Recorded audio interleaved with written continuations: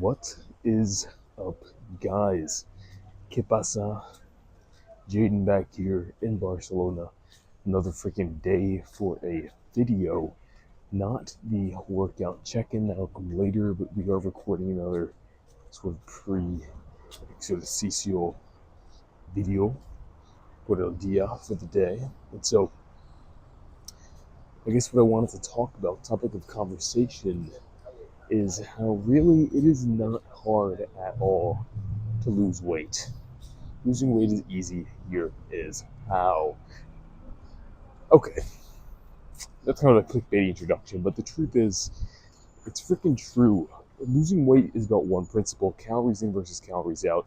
If your body's taking in less energy than it is outputting, then it needs to utilize. It's going to use your fat stores or your muscle stores to make up the difference. It needs to get that energy from somewhere, and it's going to have to do so endogenously from within by breaking down tissue. That said, most people seem to have a tough time. And why is that? Well, it's a few things. One, it's hard to put down the freaking fork. It's hard to just not eat. But let's say you did just that. Let's say you had a day where you just didn't eat. Let's say the average person burns 2,500 calories a day doing what they do normally. And they decided one day they would just not eat. There's a word for that in English. It's called fasting. In Spanish, in Espanol, is ayunar. See, when you fast, nothing's coming in. But still, if you're doing your normal duties, stuff's still coming out. If you know what I mean, like you're still burning calories, right? And so, 2,500 calories burning without eating, you're going to be in a deficit of 2,500 calories for the day, right? Let's say you're someone who, like me, walks about 3 to 4 to 5 hours a day, and you actually burn like 3,500. If you do that, and you don't freaking eat, you're going to end that day in a deficit of 3,500 calories, which so happens to be 1 pound of fat calorically, and so you're going to be losing a pound of fat in a day. Now, let's go back to that. Where are you partitioning energy from? Question of, you losing all your fat from, you taking all your calories that you need to survive from your fat and you're burning fat, or are you taking some from your muscle, right? Because you don't want that, you don't want to lose muscle. Here's the thing. A lot of studies, they'll say, oh, people fasted, they lost muscle, they were, comatose, they lost muscle. Are you comatose? Are you laying down doing nothing? Probably not. When you start moving, and especially if you're lifting, the rate of muscle loss goes down exponentially. If you're actually actively lifting 2-4 times a week, higher frequency for cutting is better because you have a more constant growth, or rather in this case anti-loss stimulus.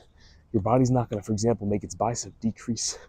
If you're constantly working it, it's like, well, I guess we need that muscle, we got to preserve that. So if you're keeping up your muscular routine in the gym and you're hitting all your muscles frequently, so for me that's the same muscle group, upper or lower, every other day, you're not going to be losing muscle from that reason. Your body has no reason to take muscle, because from its point of view, you're providing the stimulus that's telling it, I need this, right? I'm in a situation where I need this muscle, you can't take it. And so, we have these 3,500 calories in the scenario, and we need to provide for our body to survive. We're not eating anything, so it all has to come from within. We can't take from muscle because we're telling the body, don't take that muscle, I'm still lifting. And so, hey, all you got left is fat, and you're going to be burning a pound of fat. All right. Most people, if they heard they could, lose a pound a day, hey, in 30 days, in a month, you'll lose 30 pounds, they'd freak out. They'd be like, hell yeah, I want to do that. Well, realistically, you can't do that every day, right? You can't fast every single day. But let's say you're in a situation where I am right now. Woke up this morning, 161.4. Goal weight for the cut is 160. I am so freaking close. I'm going to France and Rome in a few days. Now I want to be done with my cut. So what did I say? I said, fuck it. Next few days, the last 2 days have been a fast, full day fast. 3,500 calories burned to undo the crash out the day before. So I'm not really counting that. But I actually think I overestimated a bit, which is good. Yesterday was 2,000 calories, give or take, under or in a deficit, right? And so I'm thinking I do the same today. Maybe I do 1,000 tomorrow, and give or take in a day or two, we'll be at 160. So is that something you should do all the time? No, but if you told the average person in 2 days you could lose a pound, pound and a half, I could show you how to do it, they'd want to hear, right? And so it is possible, absolutely, to lose weight quick. That said, is that the same thing as losing weight easily? For most people, that's no. For most people, it's very hard, or at least it's difficult. It's somewhat difficult to not eat anything. The hard part comes with lifting on top of that and keeping up your normal rate of exercise. Guys, even right now, walking, getting to the gym, you can probably hear from my voice, but I'm so depleted. Funnily enough, yesterday, actually, in a similar state, my gym performance was amazing.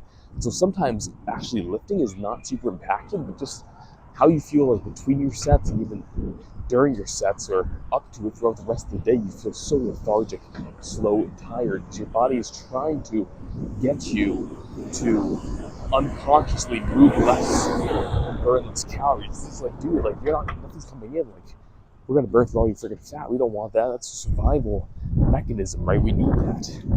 And so kind of making your body fight to to burn that fat. It doesn't want to work with you. It really does not. And so it's not easy to, for example, force everybody. I always get confused right here. To force that kind of adaptation, which is really what it is. Your body adapts. It's an adaptive force. It can put on muscle, it can lose muscle, hopefully not, but it can definitely lose fat. Do so pretty easily if it's forced to. But your body doesn't want to do that, right? It wants to be lazy, it wants to keep all the fat it can for extreme scenarios. Well, guess what? Me getting to 160 to get shredded is an extreme enough scenario, brother. And so please burn that fat off. That's my philosophy, and it's working pretty damn well. Like I said, though, things can suck a little bit, right? But think about it this way, 1 day of double the normal deficit means 2 days less of the normal deficit, doesn't it? Right? So, really 1 day less of the normal deficit that day.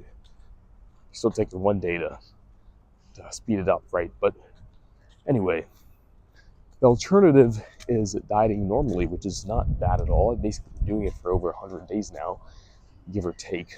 Would have taken less fat and kept crashing out.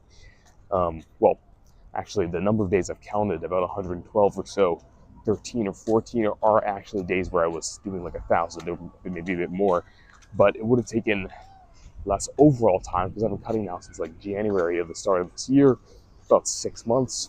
Which if you do the math, is like 180 days. If I hadn't taken time off and also, crashed out and had all this back and forth sometimes, right? So that said, though, right, overall bottom line is, you can either cut quick, lose weight quick, and relatively, no other word for it, right? Very time efficiently, or you can lose weight easily. What I mean is that it's not that easy to do, like I'm saying, right? Is it easy to put down the fork? Yeah. Is it easy to do that and to keep up your normal routine of exercise and walking and going to the gym? No, it's not, right? If you want to just cut normally, anywhere from a 250 to 1,000 calorie deficit a day, that's very sustainable. You can do that for a month on end and feel fine without needing to take a break, right? And ultimately, those breaks do stack up. If what I'm doing right now, I'm doing this because I'm about to end the cut. If you do this at the start of a cut, well, you almost have to think about it. You have to think about it like you're putting yourself in a deficit, not just calorically, but like energy-wise and recovery-wise. And even when you end that like 2 days of an extreme cut, even when you go back to maintenance, it's going to take some time. If you go back to just a less extreme cut, it's going to take weeks to, at least days to kind of get back to a more baseline point. So much tougher to like start a cut or in the middle of a cut, do something like this, and then continue on the other side. Much tougher. Don't recommend. I've done it a lot because I've had so many days where I've like crashed out like this, But if I just like consistently stuck to like anywhere from a 500 to 1,000 calorie deficit a day, even 1,000, man, this cut would have been a breeze in a lot of different aspects. Way easier, mucho más fácil than if I hadn't, right? So you got to think about that too. But that's kind of what it comes down to. Anyway, I'm gonna wrap this up because I got to record the actual freaking intro video, el video real, right? So en un segundo, pero ahora, thank you guys all for freaking checking in. I'm going to get this workout done, hopefully without dying and falling over. And then I'm going to walk about 20,000 more steps afterwards, finish off today before I have some final work to do before we work out tomorrow morning, and then we fly out later in the day, or rather bus out to France, which I'm super excited for. But thanks for checking in. Catch you guys next time. Peace.